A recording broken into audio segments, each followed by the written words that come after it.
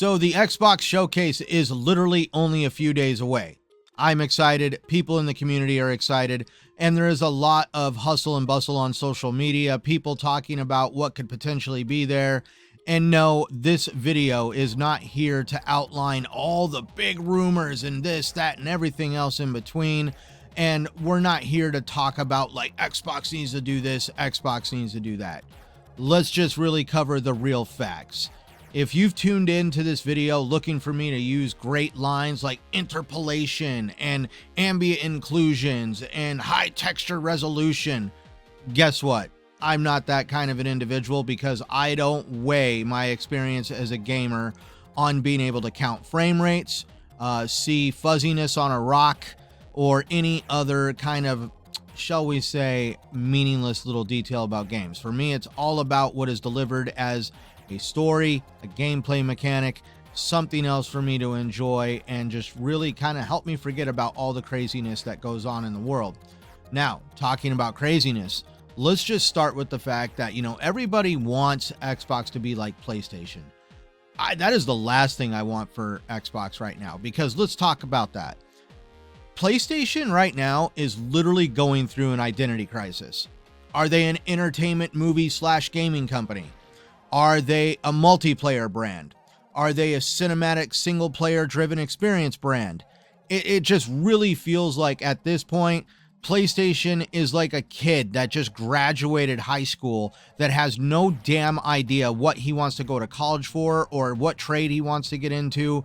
They're just lost. And I'm not trying to diss anybody on that. I'm just literally saying PlayStation is lost. If one thing Xbox has not been proving over the past few years is they have a little bit of a dedication to the direction that they are trying to take the brand. Game Pass, the games they're wanting to deliver to us, and just how they want to grow the Xbox brand into something bigger than it really was, especially with Phil Spencer at the helm.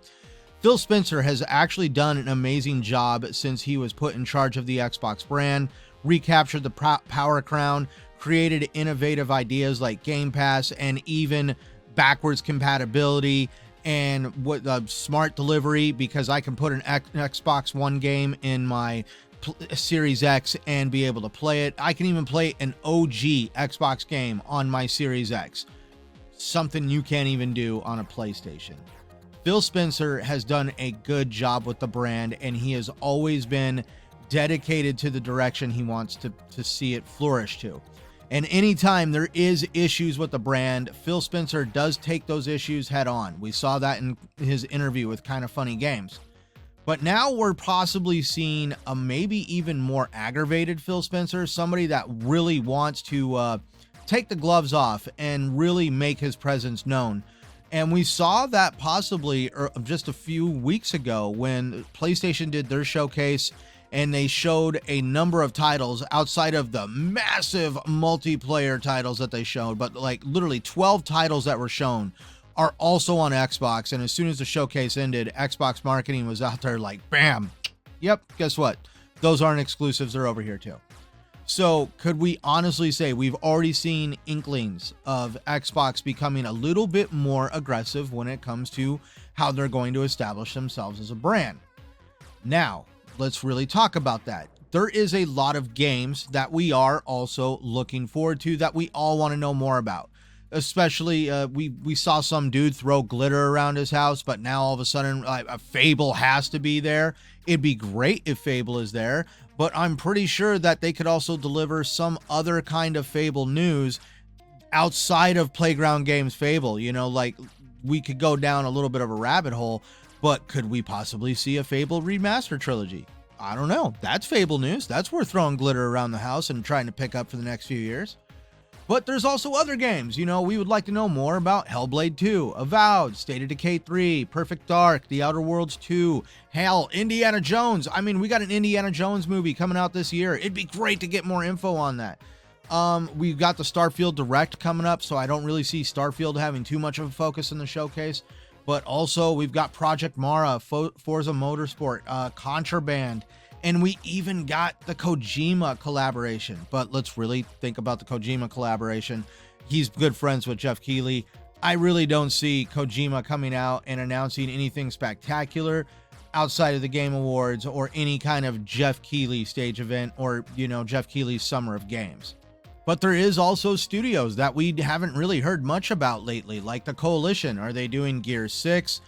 Did they hear the fans' outcry for wanting the Phoenix collection? And maybe we're getting a Gears remastered collection, kind of similar to the Halo Master Chief collection. But we also got Double Fine. What are they working on? In Exile has been extremely quiet. Tango Gameworks, and we even got Compulsion Games. Like, we've seen some concept art come out over on Windows Central, and like, it would be really nice to kind of hear a little bit more about those titles. Yes, but for me, the main focus of the showcase is, for starters, we're going to see Xbox be extremely innovative. Phil Spencer said in that interview in Kind of Funny Games, he's not going to shoehorn a game development studio into developing a game based on something that they're good at. Like, let's talk about Arcane. Just because Arcane was good at doing single player experiences like Prey doesn't mean that they're stuck making those experiences, and they were allowed to kind of think outside the box with Redfall. Same with Playground Games. They're able to work on Fable. They're technically a racing game company, but they're not being shoehorned into sticking to just racing games. And that's what I love about Xbox and Phil Spencer. They're a very flexible brand. They allow their studios to develop passion projects, like look at Obsidian, Bleeding Edge, Grounded. They are not against a studio being able to kind of branch out and try to carve a new path for themselves in the game industry. But that being said, could we also see more partnerships being forged at this whole showcase that we're going to see on Sunday? Like, I've heard a slight rumor that we could see, like, the developer of the Persona games, Atlas Games, come out and do a little bit of a stage presence on an Xbox stage. That would be absolutely insane, because yes, Xbox needs a stronger brand presence over in the eastern part of the world, especially when it comes to Japanese-esque style games. But we could also see another brand presence that we haven't seen in a long time on stage, and that is from Activision. Let's just face it, they have been buddy-buddy with PlayStation for such a long time now, but during this whole Xbox Activision buyout ordeal, circus, whatever you want to call it, we've seen PlayStation get a little mouthy with a couple different brands. They've insulted EA, they've cut down numerous indie developers, and of course they have screwed with Activision's deal. And we already saw Microsoft getting the marketing rights for Diablo. Like, you can't even go anywhere on the Xbox store without seeing some kind of a Diablo advertisement. We're not going to see Call of Duty on that stage, at least until 2025, in my opinion, because, PlayStation has that contract still set in stone. But I really do wonder, going forward, are we going to see just more and more and more of a stage presence from Activision because of the actions of PlayStation? Now, I'm not telling you to temper your expectations, though, for the Xbox showcase on Sunday, but we can't deny the statement that Phil Spencer gave, again, on that interview on Kind of Funny Games. The Xbox community should demand a lot of us as a team. We've got the resources to do better. I'm not going to try to oversell the showcase, but I'm very excited about the showcase. We're going to announce some things people haven't seen with new games and show updates for previously announced Xbox Game Studio titles. And Aaron Greenberg, just a few days ago, wanted to double down on that. And on his Twitter page, he stated, none of our first-party games in the show are full CG trailers. Everything is either in-game footage, in-engine footage, or in-game footage with some cinematics. Each of our trailers will be labeled so it's hopefully clear for our fans. And another tweet he put after that, he also outlined that they are not going to corner themselves like they did last year with the whole 12-month window expectations. They are not going to set any kind of a window, so that way they can show as many games as they feel comfortable with, and it doesn't matter what timeline they fall in, because they're not going to set any kind of expectation of 12 months, 15 months, 24 months. They just want to give us a little bit of a showcase, and that's what I'm looking forward to. I'm not going to lose sleep over a game coming out at 30 frames a second. I'm not going to lose sleep over just very trivial things. The only thing that, as long as a game does not turn out like what just happened with me with Gollum, where I got literally a game-breaking bug in the last chapter of the game, and the game is basically bricked at this point. I got to wait for a patch to come out. That game is done for me. And the funny part is, I've been gaming for a very long time, and that's honestly the first time I've ever had a game do that. So if you want to talk about disappointments, that's a disappointment. I haven't had anything like that really happen from Xbox. It hasn't been that bad. Yeah, with Arcane, there was some shadow flicker, but I slept just fine about it.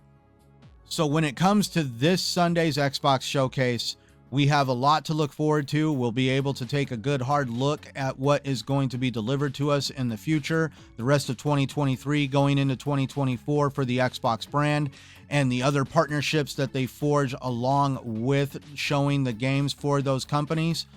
And like, we don't have to worry about Xbox going through some midlife identity crisis and trying to all of a sudden pursue making an asinine amount of multiplayer games, surrendering all their single player experiences to third-party developers, and just being plain out of touch with the brand that they've already created.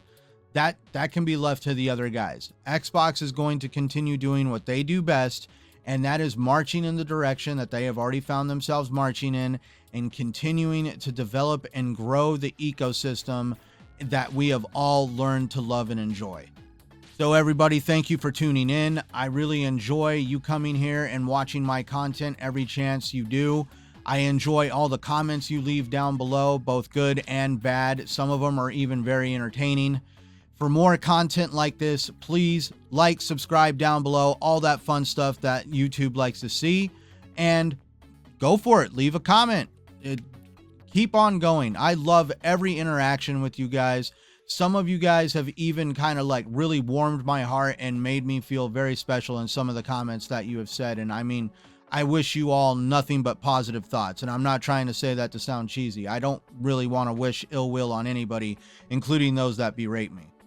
And please, if you feel that you have the time and you want to check out more of my content, at the end card here on this video, please check out my channel and my latest video.